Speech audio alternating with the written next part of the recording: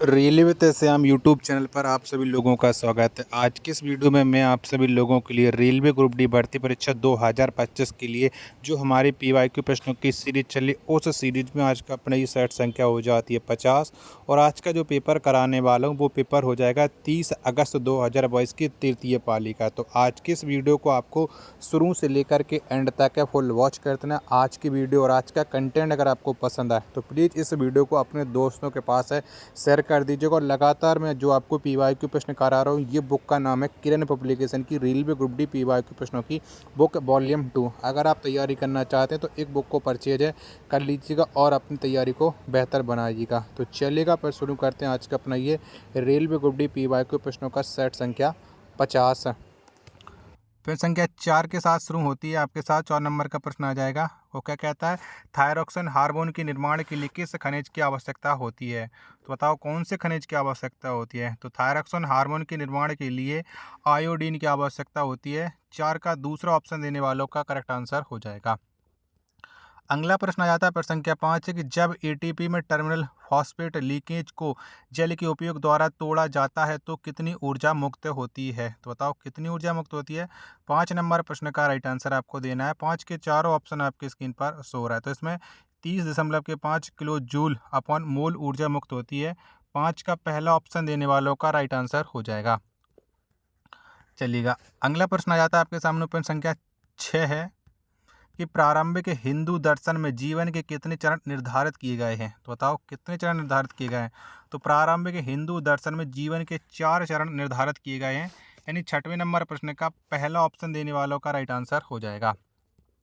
अगला प्रश्न आ जाता है प्रश्न संख्या 7 है कि निम्न में से कौन सी भाषा दादर और नगर हवेली तथा दमन और दीव केंद्र शासित प्रदेशों की जनता द्वारा बोली जाती है? तो कौन सी भाषा बोली जाती है?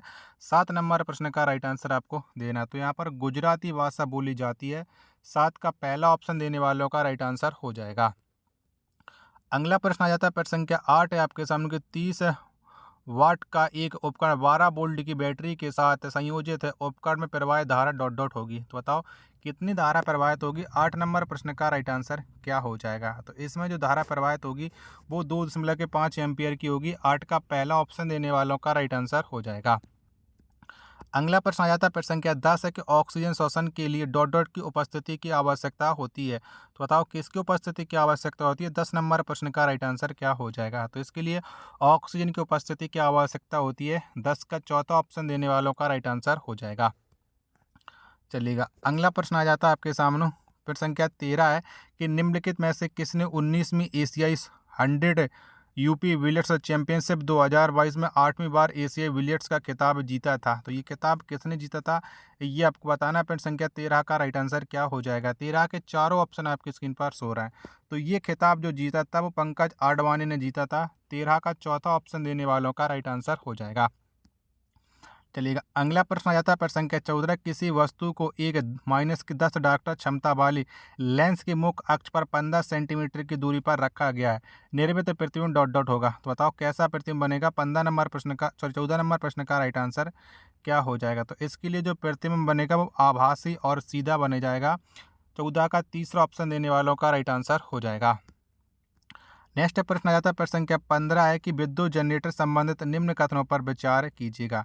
तो आप देख लेते हैं कौन कौन से कथन है इसमें से ए और बी है। तो पहला ये क्या करते हैं कि प्रत्येक आधे गुणन के बाद कुंडली की संगत भुजाओं में धारा की दिशा द्वारा उलट जाती है, बिल्कुल सही।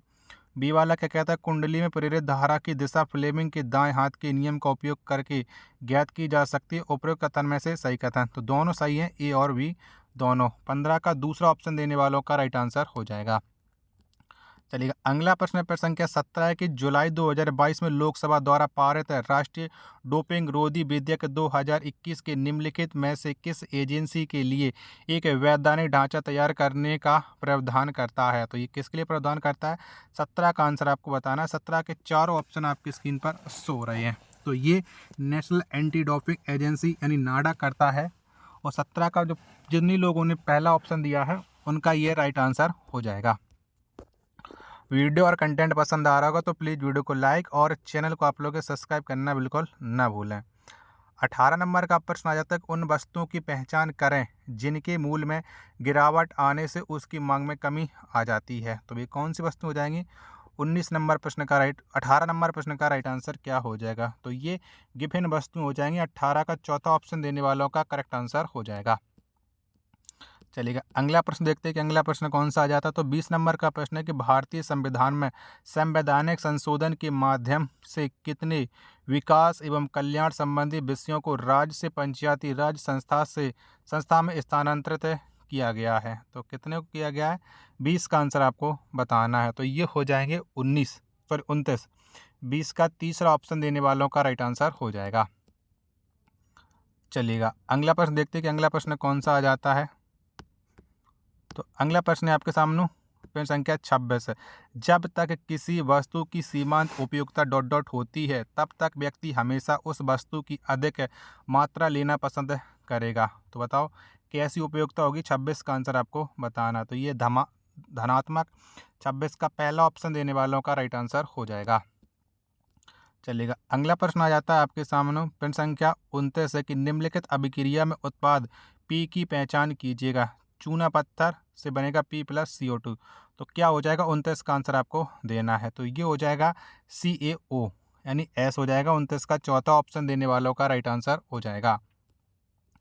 32 नंबर का प्रश्न के नीचे दर्शाई गई जल संग्रहण संरचना की पहचान कीजिएगा। तो आपको दिखाता हूँ आकृति, उसके बाद आप लोग इसका राइट आंसर डिसाइड कर सकते हैं। तो ये जल संग्रहण की आकृति। अब इसका राइट आंसर क्या हो जाएगा? 32 नंबर प्रश्न का 32 के चारों ऑप्शन आपकी स्क्रीन पर सो रहा है। तो ये पद्धति का क्या नाम हो जाएगा? तो ये खाद्यान्न पद्धति हो जाएगी। 32 का पहला ऑप्शन देने वालों का राइट आंसर हो जाएगा। चलिएगा अगला प्रश्न देखते हैं। अगला प्रश्न कौन सा आ जाता है। तो अगला प्रश्न प्रश्न संख्या 36 है कि मार्च अप्रैल 2022 में आयोजित 35वें सूरजकुंड शिल्प मेले का विषय राज्य कौन सा था? तो बताओ ये सूरजकुंड मेला है, ये कहाँ पर लगता है, ये आपको बताना। 36 नंबर प्रश्न का राइट आंसर। दो ऑप्शन आपने देख लिए, बाकी के दो ऑप्शन आपके सामने ये रहे। तो आप बताओ कहाँ पर लगता है ये सूरजकुंड मेला? तो जो सूरजकुंड मेला है, सूरजकुंड शिल्प मेले का विषय, तो ये लगता है हरियाणा में। 36 का दूसरा ऑप्शन देने वालों का राइट आंसर हो जाएगा। नेक्स्ट प्रश्न आ जाता है प्रश्न संख्या 37। ऑक्सीजन के वाहतम डॉट डॉट कोष में डॉट डॉट इलेक्ट्रॉन होते हैं। तो बताओ क्या हो जाएगा इसका राइट आंसर? तो ऑक्सीजन के एल कोष में 6 इलेक्ट्रॉन होते हैं।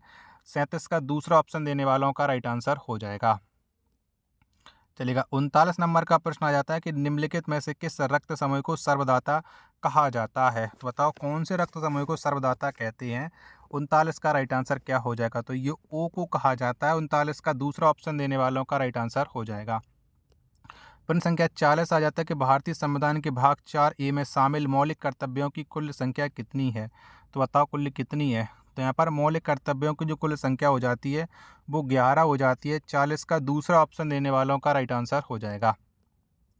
प्रश्न संख्या 41 आ जाता है आपके सामने कि आकाश गंगा में परमाणु हाइड्रोजन गैस के वितरण का मानचित्रण करने के लिए NCERT-IFR के खगोलविदों द्वारा फरवरी 2022 में पहली बार निम्नलिखित में से किस तकनीकी का उपयोग किया गया था? तो कौन सी तकनीक का उपयोग किया था? 41 का आंसर आपको बताना। 41 के चारों ऑप्शन आपकी स्क्रीन पर हैं जो शो हो रहा है। तो इसके लिए joint metre wave radio telescope तकनीक का प्रयोग किया गया था। तीसरा ऑप्शन देने वालों का करेक्ट आंसर हो जाएगा। चलिएगा अगला प्रश्न आ जाता है प्रश्न संख्या 42 है आपके सामने कि भारत में अपनी पहली 7 योजनाओं में निम्नलिखित में से कौन सी व्यापार नीति अपनाई थी? तो बताओ यानी पहली 7 पंचवर्षीय योजना में कौन सी नीति अपनाई थी? 42 का आंसर आपको बताना है। 42 के चारों ऑप्शन आपकी स्क्रीन पर शो रहा है। तो इसके लिए आयात प्रतिस्थापन नीति अपनाई थी। चौथा ऑप्शन देने वालों का राइट आंसर हो जाएगा। चलेगा अगला प्रश्न प्रश्न संख्या 44 आ जाता है क्रिकेट के सभी प्रारूपों में शानदार योगदान के लिए किस भारतीय महिला क्रिकेट खिलाड़ी को 2021 में ICC महिला क्रिकेट ऑफ द ईयर के पुरस्कार से सम्मानित किया गया? तो ये किसे मिला था ये आपको बताना है। 44 नंबर प्रश्न का राइट आंसर क्या हो जाएगा? तो ये स्मृति मंदाना को मिला था। तीसरा ऑप्शन देने वालों का राइट आंसर हो जाएगा। चलिएगा अगला प्रश्न देखते हैं कि अगला प्रश्न कौन सा आ जाता है। जब तक आप लोग वीडियो को लाइक कीजिएगा और चैनल को सब्सक्राइब नहीं कर रखा होगा तो ज़रूर कर लीजिएगा। 47 नंबर का प्रश्न है कि 40 सेंटीमीटर फोकस दूरी वाले उत्तल लेंस की क्षमता डॉट डॉट होगी। तो बताओ इसकी क्षमता क्या हो जाएगी? प्रश्न संख्या 47 का राइट आंसर क्या हो जाएगा? तो इसकी जो क्षमता हो जाएगी वो हो जाएगी 2.5 डायोप्टर। यानी 47 नंबर प्रश्न का तीसरा ऑप्शन देने वालों का राइट आंसर हो जाएगा। चलिएगा, अगला प्रश्न आ जाता है आपके सामने। प्रश्न संख्या 51 है कि प्रसिद्ध खेतड़ी खदान भारत के किस राज्य में स्थित है? तो बताओ ये खेतड़ी खदान कहाँ पर है? तो खेतड़ी की जो खदान है ये राजस्थान राज्य में हो जाती हैं। 51 का तीसरा ऑप्शन देने वालों का राइट आंसर हो जाएगा। नेक्स्ट प्रश्न है आपके सामने। प्रश्न संख्या 53 है, किसी वस्तु को एक अवतल दर्पण के सामने इसकी फोकस दूरी से दोगुनी दूरी पर रखा गया, प्रतिबिंब डॉट डॉट दूरी पर बनेगा। तो प्रतिबिंब कितनी दूरी पर बनेगा? 53 का आंसर आपको देना है। तो ये प्रतिबिंब 2f दूरी पर बनेगा। 53 का तीसरा ऑप्शन देने वालों का राइट आंसर हो जाएगा। चलिएगा, अगला प्रश्न आ जाता है। प्रश्न संख्या 55 है, किसी उत्तल दर्पण की फोकस दूरी 15 सेंटीमीटर है, नई कार्तिकेय चिन्ह परिपाटी का पालन करते हुए इसका वक्ता केंद्र डॉट डॉट पर स्थित होगा। तो कहाँ पर स्थित होगा इसका वक्ता केंद्र? 55 का आंसर आपको देना है। तो ये 30 सेंटीमीटर पर स्थित होगा। 55 का पहला ऑप्शन देने वालों का राइट आंसर हो जाएगा। 56 नंबर का प्रश्न है कि समान मोटाई एवं क्रमशः L और 4L लंबाई वाले दो तारों A और B पर विचार कीजिएगा। यदि A और B के प्रतिरोधक क्रमशः 0.5 ओम और 2 ओम हैं, 2 ओम, तो A की प्रतिरोधकता और B की प्रतिरोधकता का अनुपात कितना होगा? तो कितना हो जाएगा? 56 का आंसर आपको बताना है। तो इसका अनुपात हो जाएगा 1। 56 का पहला ऑप्शन देने वालों का राइट आंसर हो जाएगा। चलिएगा, अगला प्रश्न है आपके सामने। प्रश्न संख्या 62 की निम्नलिखित में से कौन सी विस्थापन अभिक्रिया है? तो बताओ इनमें से कौन सी है? 62 नंबर प्रश्न का राइट आंसर क्या हो जाएगा? 62 के चारों ऑप्शन आपकी स्क्रीन पर हैं जो शो रहा है। तो इसमें से जो विस्थापन अभिक्रिया है वो हो जाएगी Fe प्लस CuSO4 से बनेगा FeSO4 प्लस CuO। यानी दूसरा वाला। अब दूसरा वाला कौन से विकल्प में है? तो ये हो जाएगा आपका पहले वाले। 62 का पहला ऑप्शन देने वालों का राइट आंसर हो जाएगा। 63 नंबर का प्रश्न है कि निम्नलिखित में से किस क्षेत्र के श्रमिक ऐसी वस्तुओं का उत्पादन करते हैं जो तृतीयक नहीं है? तो बताओ कौन से क्षेत्र का राइट आंसर हो जाएगा 63 का? तो ये चीनी मिल। 63 का चौथा ऑप्शन देने वालों का राइट आंसर हो जाएगा। चलिएगा, अगला प्रश्न है आपके सामने। प्रश्न संख्या 66, मूत्र में पानी की मात्रा डॉट डॉट होती है। तो कितनी मात्रा होती है मूत्र में पानी की? 66 का आंसर आपको देना है। तो ये 95% होती है। 66 का चौथा ऑप्शन देने वालों का राइट आंसर हो जाएगा। चलिएगा, अगला प्रश्न आ जाता है। प्रश्न संख्या 73 है कि नीचे दिए गए कथनों पर विचार कीजिएगा और सही उत्तर का चयन कीजिए। कथन ये क्या कहता है? पीएच में पी जर्मन भाषा में पॉन्टेज को निरूपित करता है जिसका अर्थ शक्ति है। कथन दूसरा कहता है पीएच पैमाने पर हम सामान्यतः 0 से लेकर 16 तक पीएच माप सकते हैं। तो बताओ इसका राइट आंसर क्या हो जाएगा? प्रश्न संख्या 73 के चारों ऑप्शन आपकी स्क्रीन पर शो हो रहे हैं। तो कथन 1 सत्य और कथन 2 असत्य है। 73 का पहला ऑप्शन देने वालों का राइट आंसर हो जाएगा। चलिएगा, अगला प्रश्न आपके सामने। प्रश्न संख्या 79 के नीचे दिए गए कथनों पर विचार कीजिएगा और सही उत्तर का चयन कीजिएगा। तो 79 के देखते हैं क्या कहता है। कथन एक आ जाता है कि सभी तत्वों के समस्थानिकों ने मेंडलीव के आवर्त नियम के लिए चुनौती उत्पन्न की। कथन 2 है कि आवर्त सारणी में हाइड्रोजन को कोई निश्चित स्थान नहीं दिया जा सकता। तो बताओ इसका राइट आंसर क्या हो जाएगा? प्रश्न संख्या 79 का। तो दोनों कथन सही हैं। तीसरा ऑप्शन देने वालों का राइट आंसर हो जाएगा। चलिएगा, अगला प्रश्न है आपके सामने। प्रश्न संख्या 83 है कि समान लंबाई और समान मोटाई वाले 3 तारों ए, बी और सी में के प्रतिरोध क्रमशः 1 ओम, 0.5 ओम और 2.5 ओम है। इनकी प्रतिरोधकताएं डॉट डॉट होगी। तो इनकी प्रतिरोधकताएं कितनी हो जाएंगी? 83 नंबर प्रश्न का राइट आंसर आपको बताना है। तो 83 के मैं आपको ऑप्शन दिखा देता हूँ जिसके बाद आप लोग इसका राइट आंसर डिसाइड कर सकते हो। तो इसकी जो प्रतिरोधकता है वो 4:2:1 के अनुपात में है। तीसरा ऑप्शन देने वालों का राइट आंसर हो जाएगा। 84 नंबर का प्रश्न है कि निम्न में से किस नदी को दक्षिण गंगा कहा जाता है? तो दक्षिण गंगा के नाम से गोदावरी को जाना जाता है। 84 का चौथा ऑप्शन देने वालों का राइट आंसर हो जाएगा। 86 नंबर का प्रश्न है कि 22 भाषाओं में बोलचाल वाले वाक्य को सीखने के लिए शिक्षा मंत्रालय द्वारा पहली बार कौन सा ऐप जारी किया गया? तो कौन सा ऐप जारी किया है? ये 86 का आंसर आपको बताना। तो इसके लिए भाषा संगम ऐप जारी किया गया है। 86 का चौथा ऑप्शन देने वालों का राइट आंसर हो जाएगा। 87 नंबर का प्रश्न है कार्बन परमाणु के एल कोष में कितने इलेक्ट्रॉन होते हैं? तो इसमें इलेक्ट्रॉनों की संख्या 4 होती है। 87 का पहला ऑप्शन देने वालों का राइट आंसर हो जाएगा। अगला प्रश्न आ जाता है प्रश्न संख्या 90 की न्यूलैंड्स ने अपने अष्टक की तुलना डॉट डॉट से की थी। तो किससे तुलना की थी? तो न्यूलैंड ने अपने अष्टक की तुलना संगीत के स्वरों से की थी। 90 का पहला ऑप्शन देने वालों का राइट आंसर हो जाएगा। आशा और उम्मीद करता हूँ ये सेट अभी तक आपको पसंद आएगा, तो प्लीज़ आप सभी लोग इस वीडियो को अपने दोस्तों के पास है ज़रूर शेयर कीजिएगा। 91 नंबर का प्रश्न है, निजी व्यक्तियों और समुदाय के अधीन वन क्षेत्रों को डॉट डॉट के रूप में वर्गीकृत किया जाता है। तो किसके रूप में वर्गीकृत किया जाता है? तो ये अवर्गीकृत वन में किया जाता है। 91 का दूसरा ऑप्शन देने वालों का राइट आंसर हो जाएगा।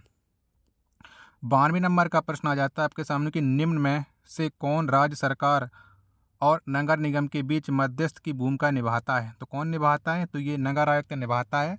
92 का पहला ऑप्शन देने वालों का राइट आंसर हो जाएगा। चलिएगा, अगला प्रश्न आ जाता है आपके सामने, प्रश्न संख्या है 94। केंद्रीय बजट 2022-23 में डॉट डॉट भारत में बुनियादी ढांचे और सामाजिक विकास परियोजनाओं के लिए निधि आवंटित करने के उद्देश्य से पीएम डिवाइन नामक एक योजना का प्रावधान किया गया है। 94 नंबर प्रश्न का राइट आंसर क्या हो जाएगा? तो ये हो जाएगा उत्तर पूर्व। चौथा ऑप्शन देने वालों का राइट आंसर हो जाएगा। 95 नंबर का प्रश्न है, 23 जून 1757 को ब्रिटिश ईस्ट इंडिया कंपनी ने इनमें से किस युद्ध में बंगाल के नवाब पर निर्णायक जीत हासिल की थी? तो कौन सी युद्ध में की थी? 95 का आंसर आपको बताना है। 95 के चारों ऑप्शन आपकी स्क्रीन पर शो रहे हैं। तो ये युद्ध हुआ था प्लासी का युद्ध। तीसरा ऑप्शन देने वालों का राइट आंसर हो जाएगा। अगला प्रश्न प्रश्न संख्या 97। एक स्वस्थ समाज के लिए जनसंख्या में पुरुषों और महिलाओं का वितरण क्या होना चाहिए? तो क्या होना चाहिए? 97 का आंसर आपको देना है। 97 के चारों ऑप्शन आपकी स्क्रीन पर शो रहा है। तो पुरुषों और महिलाओं की बराबर संख्या, दूसरा ऑप्शन देने वालों का राइट आंसर हो जाएगा। 98 नंबर का प्रश्न है कि पराबैंगनी किरणों के अत्यधिक संपर्क में आने से डॉट डॉट हो सकता है। तो क्या हो सकता है? तो इसके लिए कैंसर हो सकता है, त्वचा कैंसर। 98 का चौथा ऑप्शन देने वालों का राइट आंसर हो जाएगा। और अंतिम प्रश्न आ जाता है कि प्लास्टर ऑफ पेरिस का उपयोग डॉट डॉट नहीं किया जा सकता। तो किस में नहीं कर सकते प्लास्टर ऑफ पेरिस का उपयोग? 100 का आंसर आपको बताना है। 100 के चारों ऑप्शन आपकी स्क्रीन पर शो रहा है। तो खाना बनाने के लिए प्लास्टर ऑफ पेरिस का प्रयोग नहीं कर सकते हैं। 100 का चौथा ऑप्शन देने वालों का राइट आंसर हो जाएगा। आशा और उम्मीद करता हूँ आप सभी लोगों को ये वीडियो पसंद आई होगी। तो प्लीज़ वीडियो को लाइक और चैनल को आप लोगों को सब्सक्राइब करना बिल्कुल ना भूलें। मिलते हैं नेक्स्ट वीडियो के साथ, तब तक के लिए धन्यवाद। जय हिंद, वंदे मातरम।